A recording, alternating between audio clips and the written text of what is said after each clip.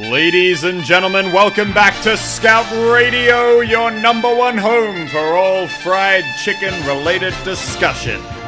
Hey, yo, what's up, guys? It's your friendly neighborhood scout here, and today we're sitting down with my boy Muselk to talk about some really important stuff like Australia and why they do weird crap like celebrate Christmas in the summertime.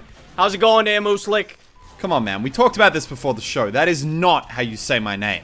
Right, yeah, okay, so that actually leads us to our first question, which is, how do you say your name?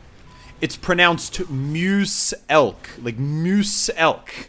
So it's like a moose and an elk together, like the ultimate deer hybrid? Yeah, sure, something like that. Do they actually have those in Australia? You know, I heard that the land down under is filled with genetically superior animals. So what, they got like the moose elk, the giant centipede, the gigantopede? Why'd you pick moose elk out of all the other super animals? It could have been the gigantopede. Man, you ever seen an Australian gigantopede? Those things are terrifying. They're almost as bad as the gigantoroo's. So let me ask you this, because this is important.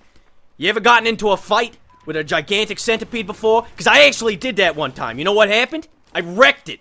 Man, we don't just wreck them down here in Australia. We beat them to death with a shovel, and then we eat them. Tons of nutrition in those bugs. I hear people in France are also kind of fond of eating, you know, giant insect centipede things. Okay, first of all, that's freaking disgusting. And second of all, we don't talk about French people. All right, that's just as disgusting. All right, don't talk. I thought we discussed this already. Okay, Matt, I'm sorry. I shouldn't have brought it up. I forgot there's still that tension between you and the spy with, you know, him sleeping with your mom and maybe being your dad and all that kind of stuff. Okay, yeah, that's never been, that has never been confirmed. We're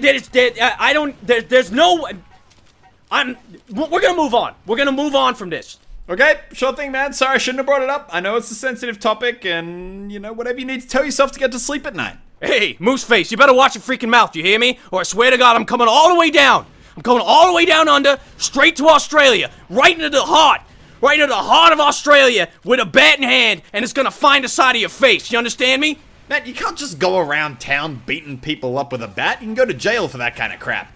No, see, that's the thing. Not me, though. I'm too fast for that. They couldn't hold me. I'm too fast for jail. I'm like Robert Redford in that one movie where he goes to jail and then he dies, but first he puts the American flag up on the flagpole. You ever see that movie, Moose? Green Mile? I got no freaking idea what you're talking about. I've never seen Green Mile. I did see this one pretty cool movie, though, called Expiration Date. You remember that one? You remember that one? I especially liked the part where you got rejected by Miss Pauling for the 13th time. That was a definite highlight for me. Yeah, I don't, that's not really how I remember it. I remember eating bread. I remember there was some bread there, and I got like a hot date at the end of it. Okay, man, but I gotta ask. I mean, Miss Pauling's pretty nice, but have you seen that Tracer chick? She's a bit of a looker, huh? Reckon you got a new person to take to the gun show. That's a chick? I thought that was just some dude with a great ass like me. Nah, man, she's definitely a chick. I mean, I know those Brits can sound a little bit manly at times, but she's definitely single. I mean, I gotta ask though, do you feel at all, like, you know, threatened by her? I mean, sure, you're pretty fast, but Tracer can, you know, teleport and rewind time. Got any concerns? The administrator might just replace you? Replaced? Yeah, well, I'm sure if I had an Iron Man chest thingy and pointless ski goggles, I could teleport through time too. Nah, I ain't worried. Take away her voodoo magic crap and she's just a dime a dozen slow-moving scumbag. You know, I've got about as much chance of being replaced by her as you do with unboxing something that ain't an SMG. You son of a bitch, you crossed the line right there, man. You promised when I came on here that SMGs were off limits. We weren't going to talk about this. You told me it was just going to be a friendly discussion. That doesn't really sound like something I'd say. I don't really have a recollection of that conversation. And I say a lot of stuff, right? Like this one time, I was talking to this guy from France, and I was like, hey, dumbass, stay away from my mom. And I was flexing at him. And then I punched him in the back of the head, and he was all like, oh, Scout, I'm sorry. Please forgive me. I'm not your dad. Screw this. And then I was like, yeah, you damn right you ain't my dad. And then I dated like 400 attractive human females simultaneously, which means at the same time.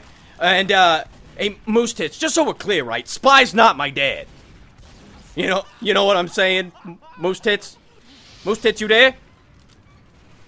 Yeah, so I guess it looks like we lost the connection there. So, Australia things, you know, but thanks for listening to the Scout Radio, and remember to tune in next week when I'll be talking about things that ain't Australia, that ain't France, and that are definitely not my dad.